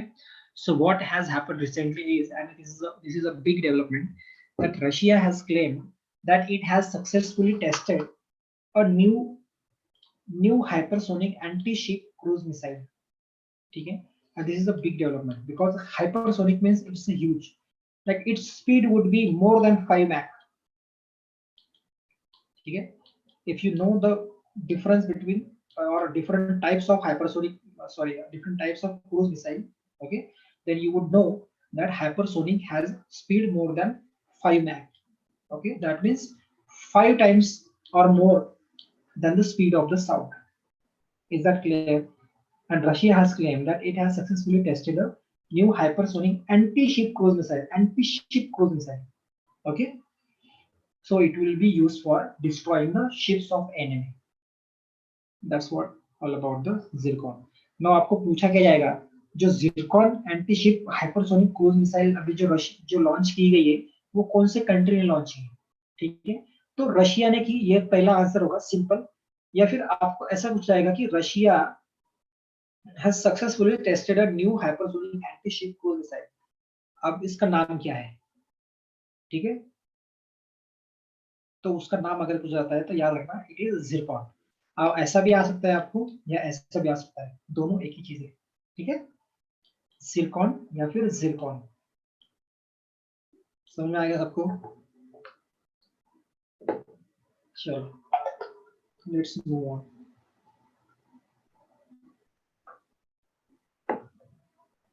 Let's move on to the next point, and that is I forgot to tell you something else. Yes. The missile was fired from Admiral Gorshkov frigate in White Sea. कहाँ से fire की गई है? White Sea से। And that's why it become important for us to see where was the location of White Sea. Now, if you can see this map, we have already seen this kind of map multiple times, wherein I have shown you Norway, Sweden, and Finland. Here we have a big Russia, okay. Here we have Ukraine. Here we have Black Sea, Caspian Sea. याद है? याद आ रहा है सबको? ये है पूरा Europe, right? ये है पूरा यूरोप। ना देखो यूरोप के कितने क्लोज उन्होंने ये जो है शिप, ये जो anti ship cruise missile hypersonic, इसको लॉन्च किया कहाँ पे? ये है व्हाइट सी, ये आप जो देख रहे हो ना, ये है व्हाइट सी, ठीक है, इन रशिया। समझ में आ गया? So very close to the European continent. समझ में आ गया? European countries, sorry. कहाँ पे व्हाइट सी से पता चला सबको? व्हाइट सी कहाँ पे पता चला? येलो सी कहाँ पे पता चला है आपको? रेड सी कहाँ पे पता चला है? ब्लैक सी कहाँ पे पता चला है? तो कितने कलर के सी है टोटल दुनिया में? How many colour sea? 4। White Sea, Black Sea, Yellow Sea and Red Sea. Okay, Black Sea सबसे ऊपर है, सॉरी ब्लैक सी नहीं, व्हाइट सी सबसे ऊपर है, ठीक है, जो कि यहाँ पे है। समझ में आया?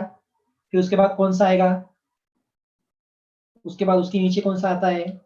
ब्लैक सी आता है या येलो सी आता है? फिर उसके बाद नीचे आएगा रेड सी, ठीक है। आप मुझे ये सीक्वेंस बताना, नॉर्थ टू साउथ अगर आपको अरेंज करने के लिए कहा, ठीक है, अगर आपको ऐसा क्वेश्चन आता है, arrange the following seas from north to south order, ठीक है। सो एंड आपका ऑप्शन में है व्हाइट सी, ब्लैक सी, सारे कलर्स ही आपको दे दिए, येलो सी और रेड सी। तो ऐसे में आपको नॉर्थ टू साउथ ही अरेंज करते आना चाहिए, जिसमें आपका सबसे ऊपर व्हाइट सी आएगा और सबसे नीचे रेड सी आएगा। अब मुझे आपको ये बताना है कि ब्लैक और येलो में से पहले कौन आएगा? येलो सी आपको याद है पाटिल, हमने येलो सी देखा था कल, मैंने आपको येलो सी बताया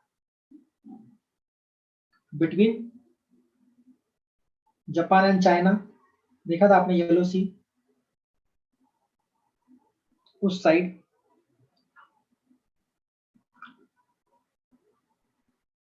हाँ, आप अपने मैप पे ना घर जाके आपका जो एटलास है उस पे दोनों के लैटिट्यूड देखना, दोनों के दोनों देखना कौन से लैटिट्यूड पे आ रहे हैं, ठीक है। और फिर मुझे कल बताना है कि फिर येलो सी पहले आएगा या ब्लैक। Is that clear? चलो, इंटरेस्टिंग क्वेश्चन बन सकता है इस पे ऐसे टाइप का। नाउ डेयरिंग सिटीज 2020, टाइम क्या हुआ है? 1:30 हो चुके हैं। ओके, सो डेयरिंग सिटीज पढ़ते हैं और उसके बाद क्वेश्चन लेते हैं हम आरएमसी के। ओके, सो डेयरिंग सिटीज 2020 हुआ क्या है recently? CM Arvind Kejriwal will be among the 5 urban leaders from the world to speak at the prestigious Daring Cities 2020 summit. Okay, so Daring Cities is it would be a virtual summit. Okay, and it will be attended by Chief Minister Arvind Kejriwal. Okay, because it is regarding cities. Okay, so federal city of Bonn. Bonn कहाँ पे है? Bonn in which country? Bonn Germany में है क्या? बोलो मेरे को, बॉन Germany में है क्या? बताओ, ठीक है। तो ये जो बॉन सिटी है इसने ऑर्गेनाइज किया है ये डेयरिंग सिटीज 2020 जो समिट है वो, ठीक है। It is basically a virtual and global forum on climate change for urban leaders tackling the climate emergency. So basically जो अर्बन एरियाज है हमारे, जो सिटीज है हमारे लाइक दिल्ली मुंबई, ओके, इसमें क्लाइमेट चेंज का इम्पैक्ट क्या है और यहाँ के जो लीडर्स है वो किस तरीके से इस इम्पैक्ट को या फिर क्लाइमेट चेंज को या फिर पोल्यूशन को टैकल करने की या हैंडल करने के लिए क्या क्या स्टेप्स ले रहे हैं, ठीक है। तो ये पर्टिकुलर जो शेयरिंग होती है वो होगा यहाँ पे डेयरिंग सिटीज 2020 में। ओके, डेयरिंग सिटीज 2020 में। So daring cities showcases and catalyzes exemplary local climate actions to tackle the climate emergency. Now, if CM Kejriwal will take part in this particular summit, where their CM Arvind Kejriwal will showcase the measures taken up by his government in order to tackle the pollution and the climate change impact. Like he will tell them that I have, created new biocomposer technology wherein the pollution can be reduced. I have, I have bought in or even formula for vehicles or even formula for vehicles in order to curb the pollution. So ऐसे जो नए नए जो techniques है या जो नए नए पॉलिसीज या मेजर्स है जो इन इन सारे कंट्री इन सारे सिटीज के लीडर्स ने लिए होंगे तो वो यहाँ पर डिस्कस होगा, ठीक है। समझ में आ गया? तो ये है डेयरिंग सिटीज 2020। सो आपको अगर पूछा जाए कि डेयरिंग सिटीज 2020 किस चीज से रिलेटेड था तो आपको यहाँ पर पता होना चाहिए It was about climate change and urban cities pollution. Okay, चलो स्टार्स प्रोजेक्ट. अब ये स्टार्स प्रोजेक्ट जो है ये हम कल डिस्कस करेंगे. ठीक है, उसके पहले let's discuss some questions of RIMC. Okay, and this is what the question in front of you. Now you have to give me answers. Read the question number first and give answer me. तब तक आप पानी P सकते हो, मैं भी P लेता हूँ. ठीक है,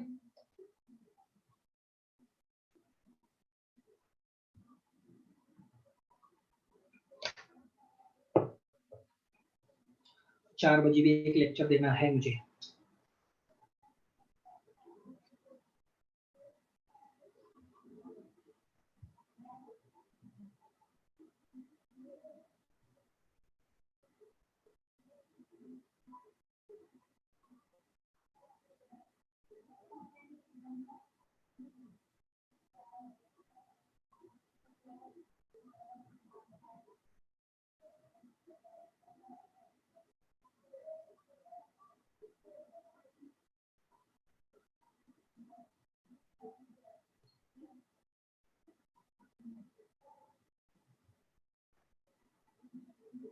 क्या है इसका आंसर, बताओ मुझे.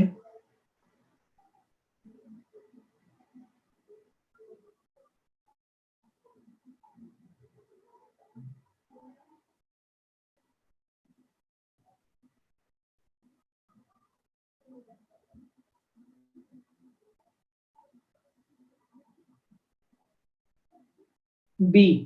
डी कौन बोल रहा है? ये मूनलाइट इसका आंसर है. ठीक है, जो 89 एकेडमी अवार्ड था सेरेमनी, ठीक है, उसका बेस्ट फिल्म जो था वो मूनलाइट को मिला है. ठीक है, मूनलाइट को मिला है. किसको मिला है? मूनलाइट को.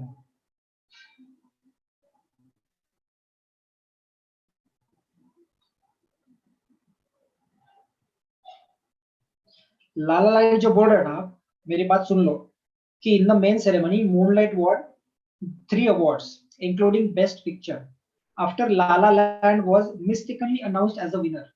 La La Land जो है ऑप्शन डी, ये mistakenly अनाउंस हुआ था एज अ विनर. ठीक है, but actual winner was Moonlight. समझ में आया आपको? चलो, so answer, so option B is the right answer. Now read question number 2 and give me the answer. Read question number 2 and give me the answer.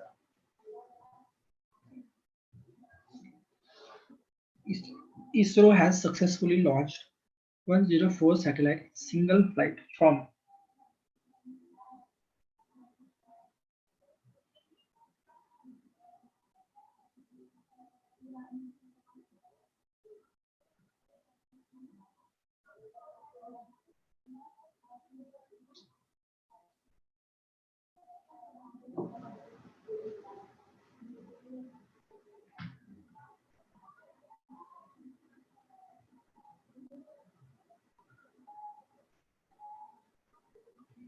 क्या इसका answer D Sriharikota?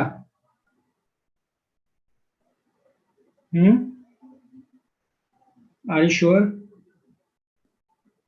और बाकी के क्या है, बाकियों का क्या आंसर है?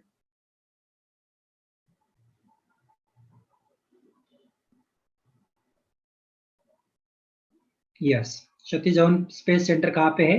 श्रीहरिकोटा में. कहाँ से लॉन्च हुआ था? सतीश धवन स्पेस सेंटर से. तो इंडिया ने ये रिकॉर्ड किया था. ठीक है, सिंगल फ्लाइट में जो है इंडिया ने 104 सैटेलाइट्स लॉन्च किए थे and that was a world record. Okay, and it is still a world record, right? और कौन से फ्लाइट पे लॉन्च किया था? PSLV C-37. PSLV C-37. PSLV लिख लो ये, C-37. इससे लॉन्च किया था 104 satellite from Satish Dhawan space centre in Sriharikota. Okay, so option D is the right answer for this question. Now tell me the answer of question number 3. Who is the author of book Aurangzeb, The Man and the Myth?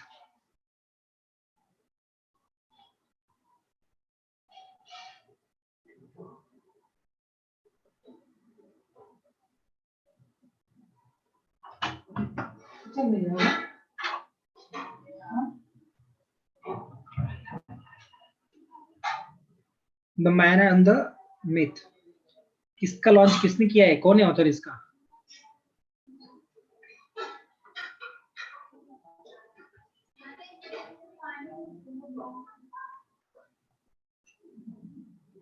Aurangzeb कौन था?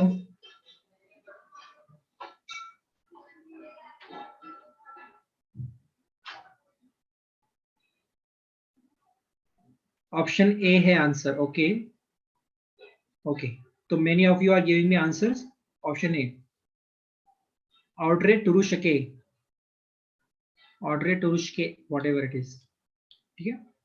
सो Aurangzeb was a Mughal emperor, he was one of the longest serving Mughal emperor, you know, लगभग 50 साल राज किया औरंगजेब ने। औरंगजेब और अकबर, औरंगजेब और अकबर जो थे वो लगभग दोनों ने काफी लंबा राज किया, मुगल एम्पायर के लॉन्गेस्ट सर्विंग रूलर्स थे वो। ठीक है। औरंगजेब कौन था अकबर का? औरंगजेब का अकबर का कौन था, क्या रिलेशन था दोनों में?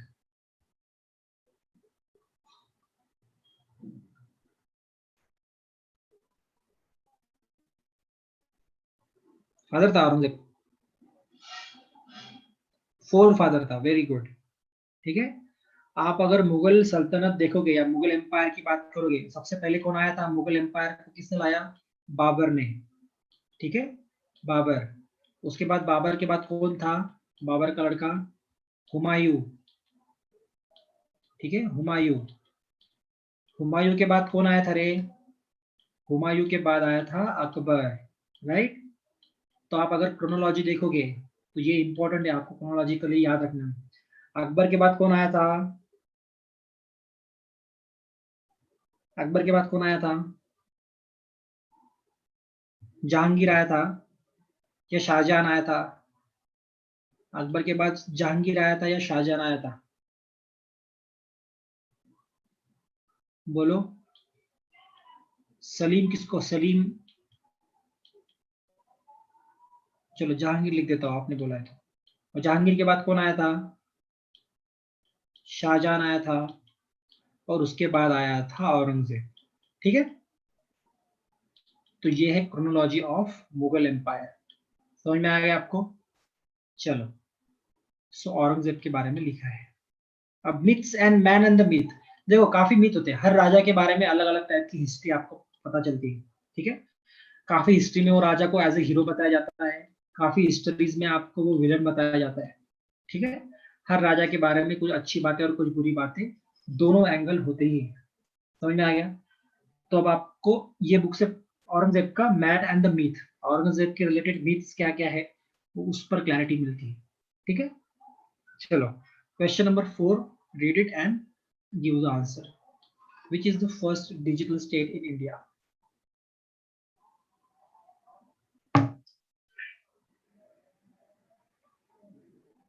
First digital state in India. अभी हमने क्या न्यूज देखी थी?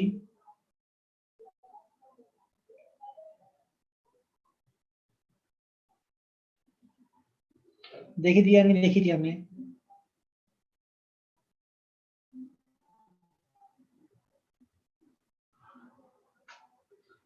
Yes, Kerala.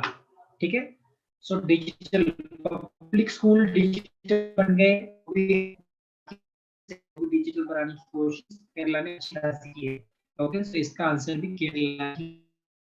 Read question number 5 and give an answer. Dash is famous for its gigantic rock cut statue of Buddha.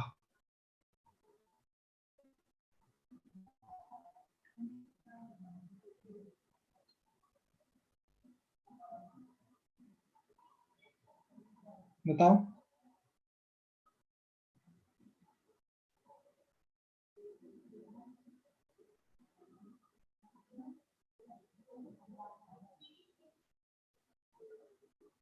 कौन सी प्लेस है वो?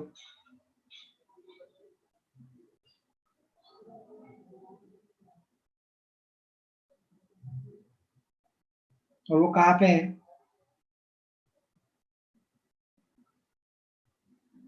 कौन सी प्लेस है और कहाँ पे है?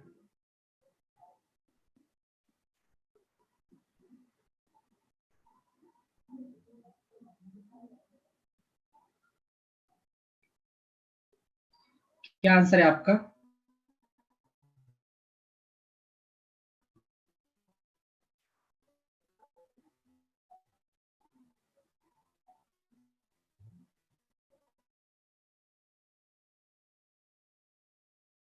बमियान आंसर दिया है तो you are right, is in Afghanistan. Okay, Bamiyan is in Afghanistan, इसको नोट डाउन करो, बहुत इंपॉर्टेंट है। Rock cut statue of Buddha in Bamiyan, Bamiyan के आगे डैश करके लिखो अफगानिस्तान। वेरी इंपॉर्टेंट पॉइंट, आपको भी एग्जाम में आ सकता है, ठीक है। वेरी इंपॉर्टेंट पॉइंट, आपको भी एग्जाम में आ सकता है।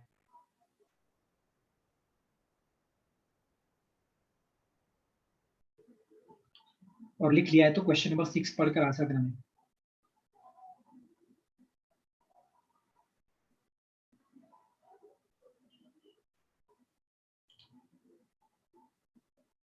पहले gigantic rock cut statue of Buddha is in Bamiyan ऐसे लिखो, और बमियान इज इन अफगानिस्तान ऐसे लिखो, ठीक है।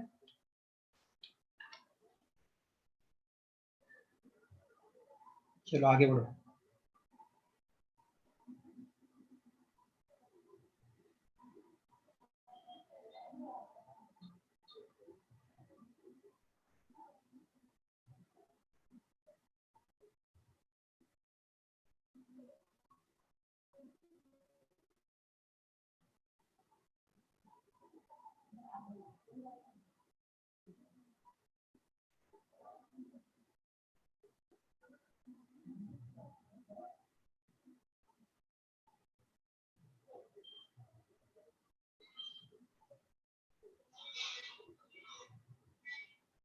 अरे इसका आंसर दो ना 6 का, किसको पता है, किसी को नहीं पता? 6 का आंसर किसी को नहीं पता?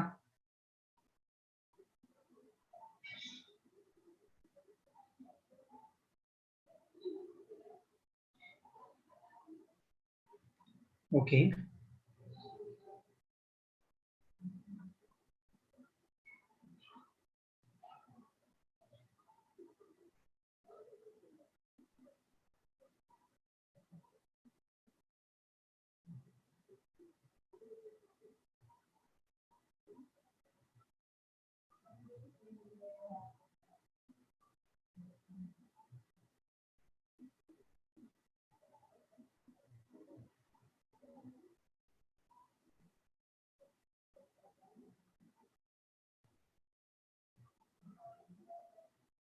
मुझे ये जो है ना थोड़ा गड़बड़ लग रहा है।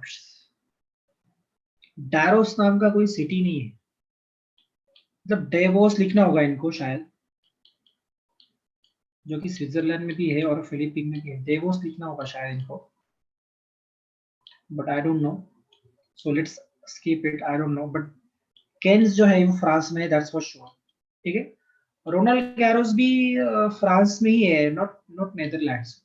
सो अगर आप दूसरे को और तीसरे को कैंसिल कर देते हो तो only one option should be the answer, okay. But let's move on.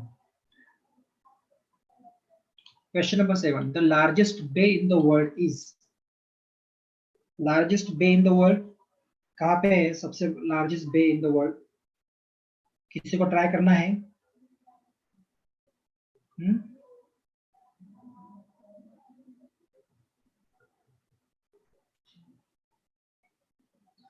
Hmm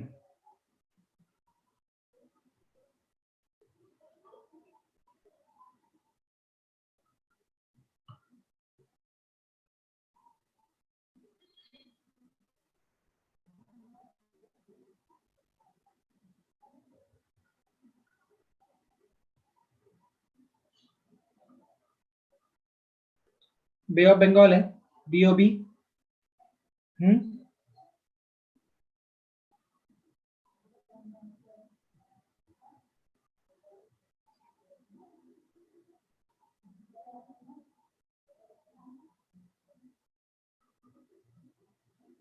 Campbell बे किधर है? ऑप्शन में जो दूसरा बे दिख रहा है आपको, कैम्बेल, पहला जो है कैम्बेल बे किधर है? कैम्बेल बे किधर है? उसके बाद माहिम बे किधर है?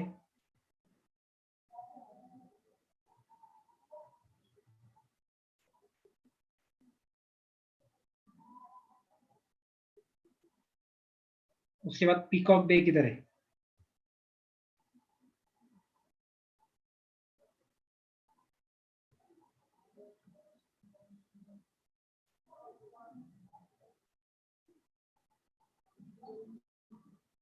सारे के सारे इंडिया के ही है, ठीक है। तो कैम्बेल बे जो है अंडमान निकोबार, बे ऑफ बंगाल सबको पता है, Mahim Bay western coast of India, Mumbai के पास माहिम एरिया ही है मुंबई में वैसे, और पीकॉक बे ये पूना के खड़गवासला के पास है, ठीक है। समझ में आ गया? नोट डाउन कर लो ये सारे पॉइंट, इंपॉर्टेंट है, अगेन इंपॉर्टेंट है। जो पॉइंट इंपॉर्टेंट होता है ना मैं बोल देता हूँ, वो आप the process in different crops grown in alternate now geography, physics, agriculture, insects breathe through smells holes in the wall. Process to emerge black or in the temples is known as black pagoda. Which among the following temples of India is known as black pagoda? Black pagoda किसको कहा जाता है? हाँ, ये GS का question है, question number 12 का answer दो मुझे, ये जीएस का क्वेश्चन है।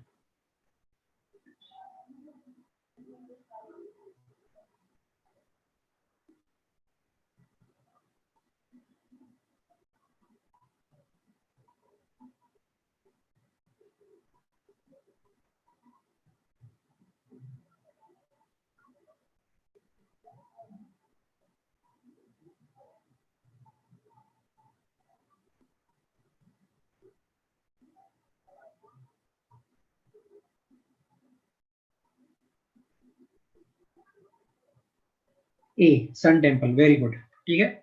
So sun temple should be the answer. अब इसको ब्लैक पगोड़ा क्यों कहते हैं? बिकॉज इसका कलर जो है, इसका कलर जो है उसका कलर डार्क है, ठीक है, it appears very dark, that's why they are called is a black pagoda. Okay, चलिए। सन टेम्पल कहाँ पे है वैसे? कोणार्क किधर है? कोणार्क सन टेम्पल कौन से स्टेट में आता है? कौन बता रहा है? Very good Sania. Okay, it is in Shubham, very good, Odisha, excellent.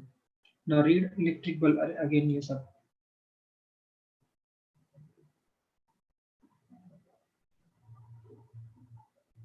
हाँ, ये पॉलिटी का आंसर दो मुझे, आपने गवर्नर के बारे में पढ़ा क्या? क्वेश्चन नंबर 14 क्या है? What is the minimum age for appointment as a governor? क्या आएगा इसका? गवर्नर अपॉइंट करने के लिए मिनिमम एज क्या चाहिए?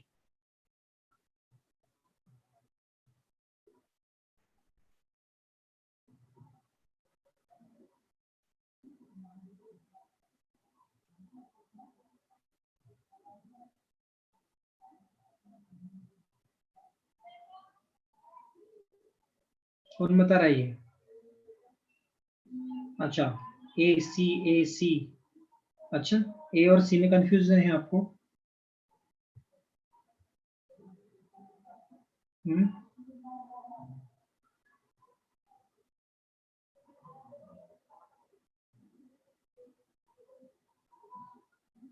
कोई कंफ्यूजन मत रखना, इसका आंसर ए है, ठीक है। 35 ईयर्स है गवर्नर बनने के लिए। एक तो you should be a citizen of India, that is first and foremost condition, and you should be at least 35 year old, ठीक है।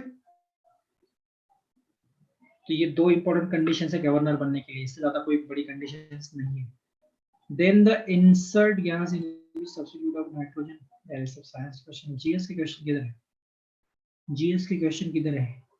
The southern most point of peninsular India that is Kanyakumari is, interesting question. I hope आप सबको इसका answer आना चाहिए। जो कन्याकुमारी है वो कहाँ है? क्योंकि हम tropic of cancer, tropic of capricorn, equator कहाँ कहाँ से जा रहा है मैं आपको बता चुका हूँ इंडिया के। तो प्लीज ये आंसर तो आपको आना ही चाहिए। इंटरेस्टिंग, कहाँ पे है Kanyakumari? North of tropic of cancer आएगी, या साउथ ऑफ इक्वेटर आएगी, या साउथ ऑफ कैप्रिकॉर्न आएगी, या नॉर्थ ऑफ इक्वेटर आएगा? हम्म, कहाँ आएगा बताओ कन्याकुमारी? इमेजिन करो इंडिया पे कहाँ से कैंसर गुजर रहा है, ट्रॉपिक ऑफ कैंसर कहाँ से गुजर रहा है, और इक्वेटर कहाँ पे गुजरता है। मैपिंग इसीलिए तो करते हैं ना हम, मैपिंग इसीलिए करते हैं। Mapping is the most important point, part that has become for any competitive examination, not only NDA. बाकी सारे कॉम्पिटेटिव एग्जामिनेशन के लिए मैपिंग बहुत इंपॉर्टेंट पार्ट बन चुका है, ट्रस्ट मी इट इज।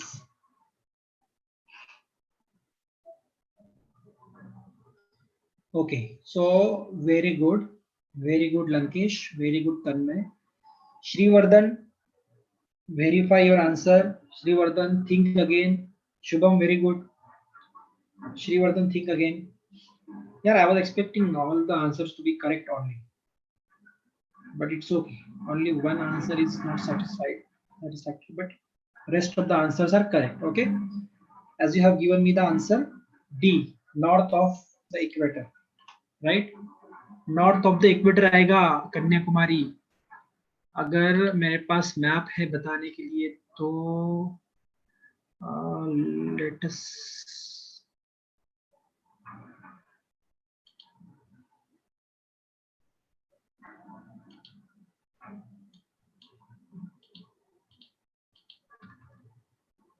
एक मिनट ना,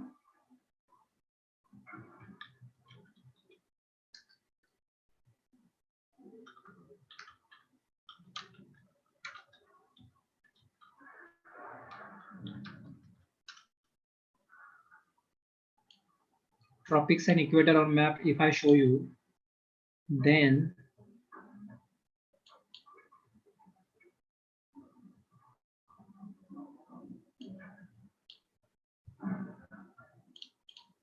ये देखिए स्क्रीन दिखाई दे रही है सबको, ये वेब पेज दिखाई दे रहा है क्या सबको? यस। अब आप यहाँ पर अगर देखोगे, ये है इक्वेटर और ये है ट्रॉपिक ऑफ कैंसर, ये ट्रॉपिक ऑफ कैंसर, ये इक्वेटर, राइट? और कन्याकुमारी कहाँ है? यहाँ पे आएगा ना, यहाँ पे इंडिया का, यहाँ पे कन्याकुमारी। तो ये देखो, ट्रॉपिक ऑफ कैंसर यहाँ से गुजर रहा है और इक्वेटर यहाँ से गुजर रहा है, तो डेफिनेटली ट्रॉपिक ऑफ कैंसर के नॉर्थ में ये नहीं है और ना ही ये ट्रॉपिक ऑफ कैप्रिकॉर्न के साउथ में है, तो ये कहाँ है? Above the equator, it means north to the equator. Okay, north to the equator ये आएगा। वेरी सिंपल, ऐसे काइंड का मैप मैं ऑलरेडी तुमको बहुत बार बता चुका हूँ, समझ में आ गया?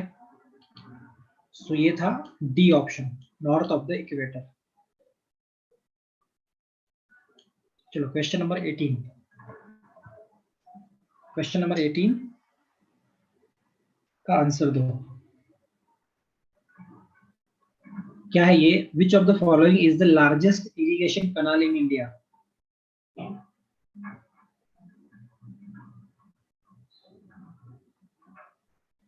क्या है इसका आंसर? बकिंगम कनाल है, या सरहिंद कनाल है, या इंदिरा गांधी कनाल है, या सतलज यमुना लिंक कनाल है?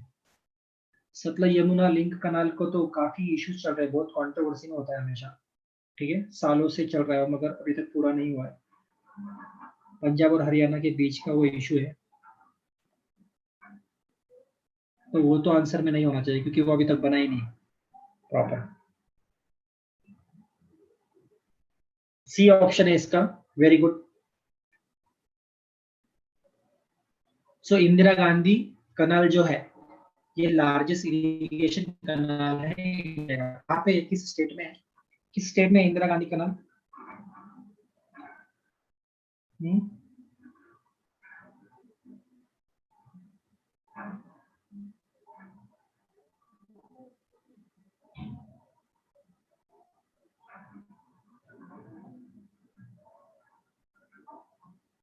कौन बता रहा है? Rajasthan, Punjab, okay very good. और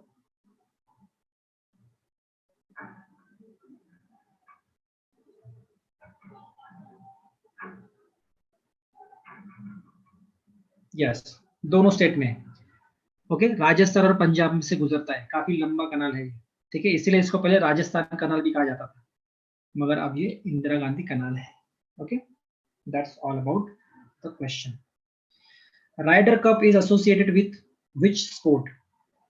इसका आंसर दे दो और छुट्टी लो। क्वेश्चन नंबर 19 का आंसर दे दो और छुट्टी लो। चलो, राइडर कप बता दो मुझे किससे एसोसिएटेड है?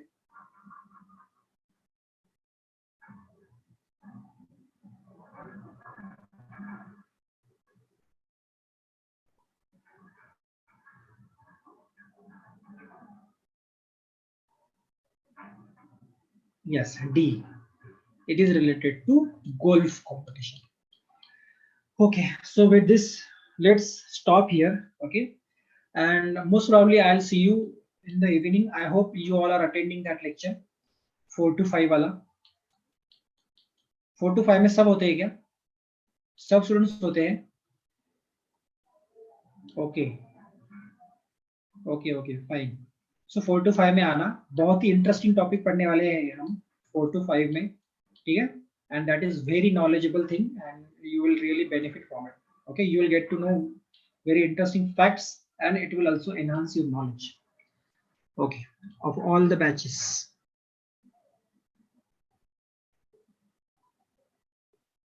So see you there. Till then, take care, study well, and I'll see you soon. Bye bye. Jai Hind.